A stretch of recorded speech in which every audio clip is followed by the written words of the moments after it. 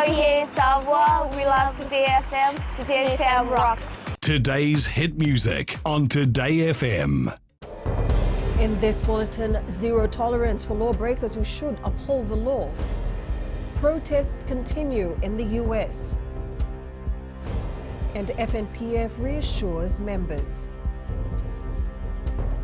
From the studios of FBC Suva, Ateda Lendua. There is zero tolerance for those who break the law, especially if they are responsible for upholding it. Human Rights Commission Director Ashwin Raj says law enforcement agencies must be accountable and transparent with their operations given the current circumstances. He says recently the Commission concluded an investigation in which they found that excessive force was used in the arrest of a man from Nangia village in Wainimbuka who was thrown off a bridge by a group of police officers. Very important that we hold those responsible for these things to account, because you cannot get away with it. You cannot bash people to a point where they lose their lives and walk away. So I think the police sent a very clear message that they're investigating these matters. They've suspended those officers, and in previous instances officers have actually been charged, and I think the Commissioner has made it very clear that there's zero tolerance. Raj is also calling on Fijians that if they find themselves in a situation where they feel their human rights are violated, to inform the Commission. Protests over the death of George Floyd, an unarmed black man, at the hands of police in Minneapolis, Minnesota, entered their 8th day across the U.S. And the protests in the U.S. are just the latest reminder of the deep-seated divisions in the country and the tragic role race has played in its history. The Fiji National Provident Fund says investment returns for members will not take a substantial hit due to COVID-19. The fund has investments in large resorts which have been closed for a few months, providing no income. FNPF Chief Executive Chao Chikoroi says this represents about 16% of their portfolio, but there are other businesses that are paying well. We have 42% of our investments in government bonds. We continue to receive interest on those. Investments in Vodafone, for instance, continue to pay the same level of dividends in the last year. HFC, so they still continue to provide the investments that we need to distribute at the end of the year for our members. The lawyer for Fiji Trades Union Congress and National Workers Union General Secretary Felix Anthony has told the court his client is not clear with the charges. Anthony appeared in the Suva Magistrates Court this morning for the case alleging he knowingly spread false news by word of mouth. This in relation to the expiry of Water Authority of Fiji's workers' contracts. He is charged with 1 count of malicious act. The defense lawyer has been given time to seek representation to the Office of the Director of Public Prosecution.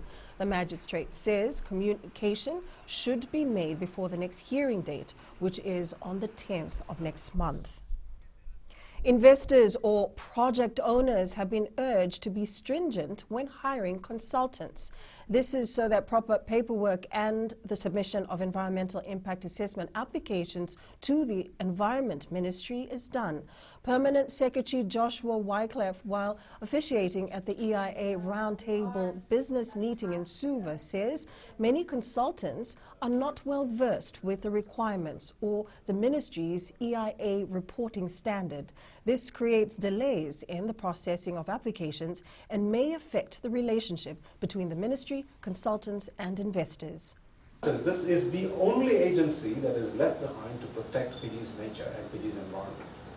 And what happens is this agency depends on you all, each one of you in this room, to advise this agency as to what is good and what is not good. This agency relies on you and your brain into what is right and what is not right. With the recent cases of leptospirosis, typhoid and dengue, Health Minister Dr. Ifiremi Wangaina-Mbete is calling on Fijians to take more responsibility. The The minister says amidst COVID-19, they are also ensuring there's no outbreak of these communicable diseases. So far this year, Fiji has recorded 278 cases of leptospirosis, 77 of typhoid, and 791 of dengue fever. If we are having our compound with weeds growing along, the drains blocked, the tires filling with water, we putting not only our family at risk of dengue and or lepto, but we're also putting our neighbors at risk. So, again, that individual responsibility is not limited to COVID-19, but also for public health measures. Up ahead, Kaiviti Silktails pull out of Ron massacre. A new weightlifting Fiji president elected.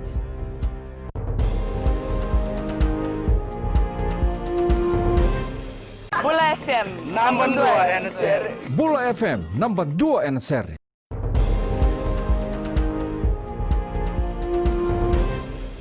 The Kaiviti Silktails will not feature in the rest of the Ron Massey Cup this season, even if the competition resumes post-COVID-19. This now means the Silktails' Ron Massey debut against the Wolves in Lautoka in March was their last game of the season. New Silktails head coach Wes Naingama confirms financial challenges denied them the chance to complete the season, considering the COVID-19 crisis.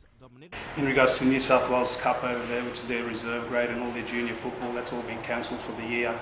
So we've had nothing in regards to that. But even if that does go forward, we won't take part in the Ron Massey Cup again this year, just for that reason, around the funds, money that was lost during this period. Della Shaw Elder has been elected the president of Weightlifting Fiji, taking over the reign from Atma Maharaj. Shaw was elected during the annual general meeting on Sunday. She not only becomes the first female to hold the president's position, but over half of Weightlifting Fiji's board members are female. Shaw is also the only female executive on the executive board of the Commonwealth Weightlifting Federation and has been the president of the Suva Weightlifting Club for several years. 2 Fijian players playing in the Pro D2 club Vannes in France will retire at the end of this season. The major sport watching drought in New Zealand looks like it is about to end. Assuming the government moves to level 1 in the next week, the first round of the Super Rugby Aotearoa will see crowds in attendance, with Dunedin and Auckland fans first in.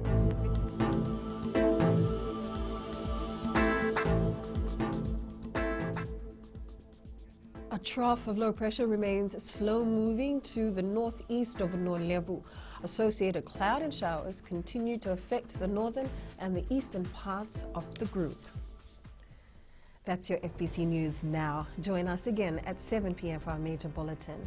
In times of crisis, you need news you can trust. Fight fake news by getting the facts about the coronavirus from verified news sources like FBC's TV, radio, and digital media news, www.fbcnews.com.fj, keeping Fijians connected with the truth. Stay safe.